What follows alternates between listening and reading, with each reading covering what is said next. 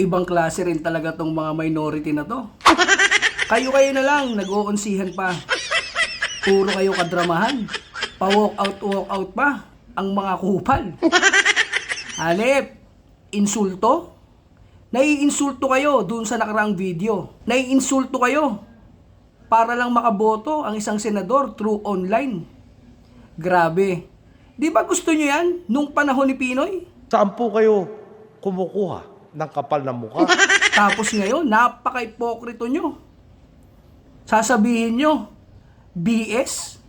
Wow! Hanip talaga si Mr. Bendalo. Ibang klase talaga pag nahawaan ng virus ng pademure na senador. Hanip! Insultong-insulto kayo.